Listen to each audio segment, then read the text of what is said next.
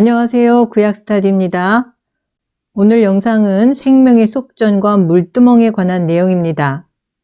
네가 이스라엘 자손의 수요를 따라 조사할 때에 조사받은 각 사람은 그 생명의 속전을 여호와께 드릴지니 이는 그 계수할 때에 그들 중에 온역이 없게 하려 함이라.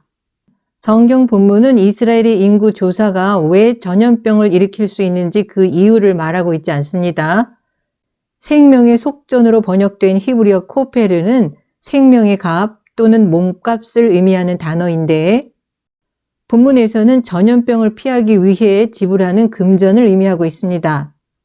속전이 온역을 피하게 하는 역할을 한다는 것은 속전이 속죄의 기능을 갖고 있음을 의미합니다. 이스라엘 백성이 인구를 조사할 때는 20세 이상의 남자의 수를 세는데 20세는 이스라엘 사람이 군 복무를 하게 되는 나이입니다.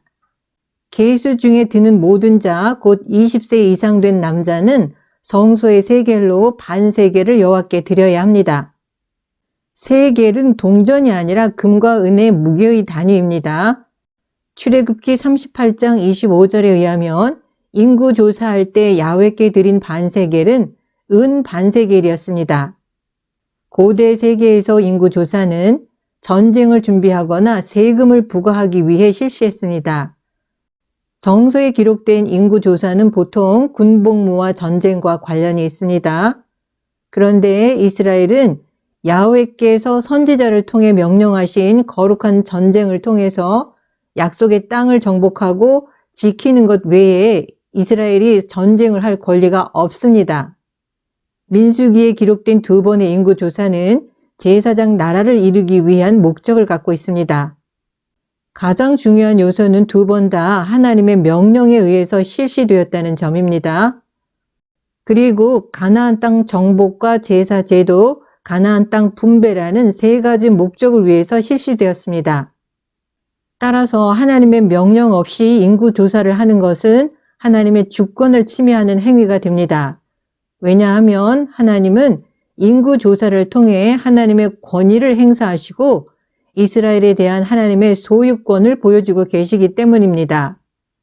다윗이 하나님의 지시 없이 인구 조사를 실시했을 때 백성 중에 전염병이 임해서 7만 명이 죽임을 당한 사건은 평화시에 하나님의 지시 없이 행한 인구 조사가 하나님의 진노를 불러일으킬 수 있음을 시사합니다. 하나님의 명령 없이 실시한 다윗의 인구조사는 하나님의 주권을 침해한 것으로 이스라엘 군대에 대한 자신의 소유권을 주장하고 군대의 힘을 의지하려는 다윗의 교만에서 비롯되었습니다. 너희의 생명을 속하기 위하여 여호와께 드릴 때에 부자라고 반세겔에서 더 내지 말고 가난한 자라고 덜 내지 말지며 생명의 속전인 반세겔은 모든 자에게 동일하게 부과됩니다. 다른 제물에서는 백성들의 경제적인 능력에 따라 바치도록 규정하고 있습니다. 그러나 모든 인간은 하나님 앞에 평등하고 모든 사람의 생명은 동등한 가치를 갖고 있기 때문에 생명의 속전은 동일하게 부과됩니다. 너는 이스라엘 자손에게서 속전을 취하여 회막에 봉사에 쓰라. 이것이 여호와 앞에서 이스라엘 자손의 기념이 되어서 너희의 생명을 속하리라. 하나님은 생명의 속전으로 거두어들인 반세겔을 회막의 봉사에 쓰라고 명하십니다. 회막의 봉사는 회막에서 드려지는 예배의 유지와 성막 건축 작업 둘 다를 포함하고 있습니다. 성막은 각자의 사회적 지위와 경제적 능력과 상관없이 모든 이스라엘 백성들에게 동등하게 속합니다. 출애굽기 30장에 기록된 인구조사는 매년 시행하는 의무가 아니라 성막 건축을 위한 일회성 의무의 성격을 갖고 있습니다. 그렇지만 나중에 출애굽기 30장의 규정이 하나의 선례로 간주되어서 성전과 예배를 유지하는 데 필요한 연간 세금의 기초가 되었습니다.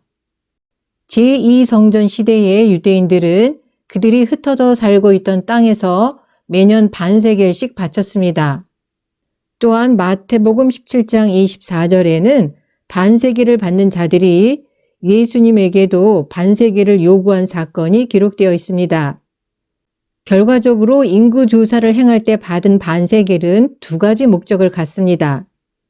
인구 조사할 때 백성 중에 온역이 없게 하기 위해서 거두었는데 그 모아진 은을 성막 건축에 사용하였습니다. 출애굽기 38장 25절에 의하면 인구 조사를 받은 회중들이 드린 은은 성소의 세겔대로 100달란트와 1775세겔이었습니다. 이 중에서 은 100달란트로는 성소의 널판 받침과 지성소 휘장 기둥 받침 합쳐서 100개를 만들었습니다. 성막의 구조물을 세우는 데 필요한 은받침은 모두 100개입니다. 은받침 한 개의 무게가 1달란트이기 때문에 은받침 100개의 무게는 인구조사를 받은 회중들로부터 받은 은 100달란트와 일치합니다. 나머지 은 1775세겔로는 성막 뜰에 기둥 갈고리를 만들고 기둥 머리를 싸고 기둥 가름대를 만들었습니다. 그런데 이스라엘 20세 이상의 남자들로부터 거둔 반세겔의 합이 부족했다거나 넘쳤다는 기록이 없습니다. 이것은 성막 건축에 필요한 은의 양을 정확하게 조달할 수 있는 수의 사람들이 애굽에서 나왔음을 의미합니다. 속전으로 번역한 히브리어 코페르는 생명의 값 또는 몸값을 의미하지만 동사로 사용되면 속죄하다로도 번역됩니다. 이 코페르라는 단어가 시편 49편 7절에서는 구속하다, 파다와 병행하여 사용됩니다. 아무도 결코 그 형제를 구속하지 못하며 저를 위하여 하나님께 속전을 바치지도 못할 것은 히브리어 파다는 포로나 노예 혹은 죄수를 대가, 몸값을 지불하고 다시 사서 자유롭게 하는 것을 의미합니다. 구속, 대속, 속죄, 속전이라는 개념들이 상호 밀접하게 관련되어 있음을 알 수 있습니다. 대속하다는 다른 사람의 죄를 대신하여 자기가 벌을 받거나 속죄하는 것을 의미합니다. 예수님께서 인류의 죄를 짊어지고 죽음으로 그 대가를 지불하셨기 때문에 예수님의 죽음을 대속적 죽음이라고 말하고 있습니다.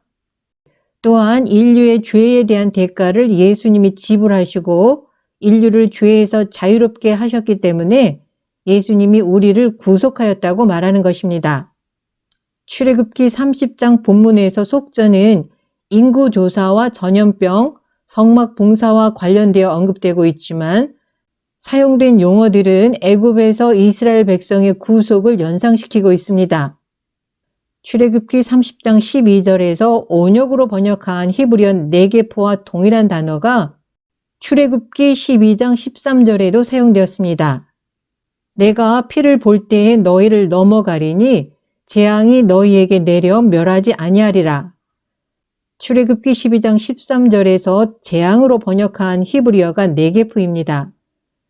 두 본문을 대조해 보면 출애굽 때 애굽의 모든 장자들을 죽이는 재앙이 애굽에 임했을 때 이스라엘 자손들이 그 재앙을 피할 수 있었던 이유는 문 좌우 설주와 임방에 어린 양의 피를 발랐기 때문입니다. 그렇다면 출애굽기 30장 12절에서 인구 조사할 때 온역을 피하기 위해서는 은 반세겔을 내어야 합니다.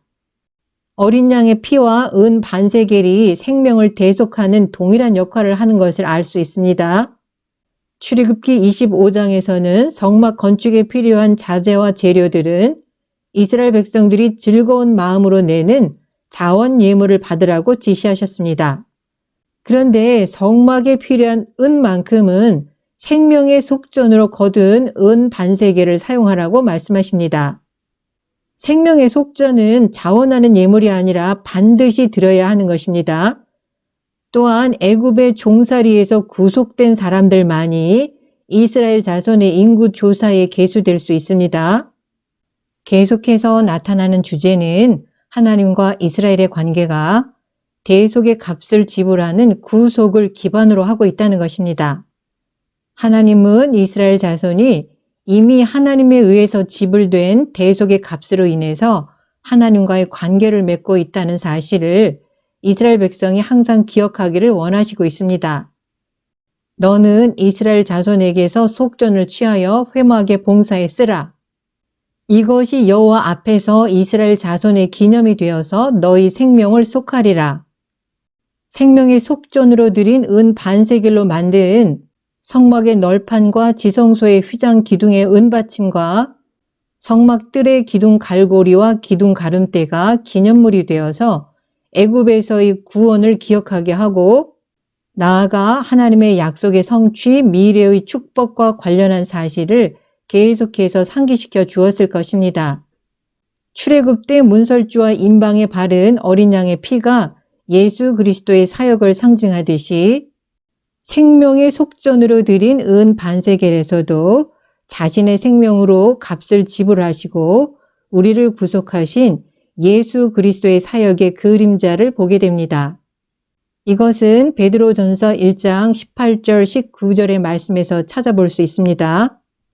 너희가 알거니와 너희 조상의 유전한 망령된 행실에서 구속된 것은 은이나 금같이 없어질 것으로 한 것이 아니요 오직 흠없고 점없는 어린 양 같은 그리스도의 보배로운 피로 한 것이니라.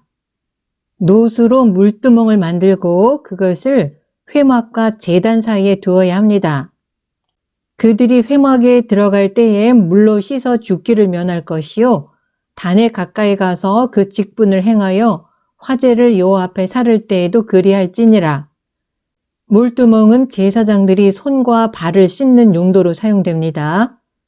성막에서 섬길 때에 씻는 것은 필수 요소입니다.